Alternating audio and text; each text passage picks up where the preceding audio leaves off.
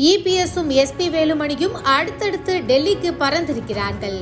இபிஎஸ்ஐ சந்திக்க அமித்ஷா அப்பாயின்மெண்ட் கொடுத்துள்ளதாகவும் சில முக்கிய விஷயங்களுக்கு முடிவு கட்டுவதற்காக இந்த சந்திப்பு நடப்பதாகவும் தகவல் கிடைத்துள்ளது. அதிமுக பொதுச் செயலாளர் இபிஎஸ் சட்டப்பேரவைக்கு வராமல் டெல்லிக்கு யாரை சந்திக்க போகிறார் என்ற தகவல் கிடைத்துள்ளது என பேரவையிலேயே வைத்து விமர்சனம் செய்தார் முதலமைச்சர் ஸ்டாலின். சட்டப்பேரவை நடந்து கொண்டிருக்கும் நிலையில் அவசரமாக இபிஎஸ் டெல்லி சென்றிருப்பது அரசியல் களத்தை சூடாக்கியுள்ளது.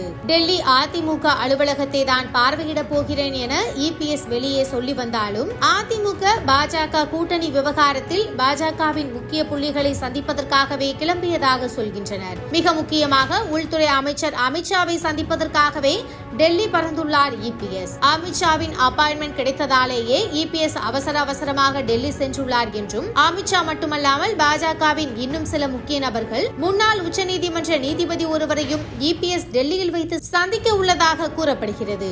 இபிஎஸ் டெல்லிக்கு விமானம் ஏறிய சில மணி நேரங்களில் அடுத்த விமானத்தை பிடித்து டெல்லிக்கு பறந்திருக்கிறார் அதிமுகவின் கொறடாவும் தலைமை நிலைய செயலாளருமான எஸ்பி வேலுமணி.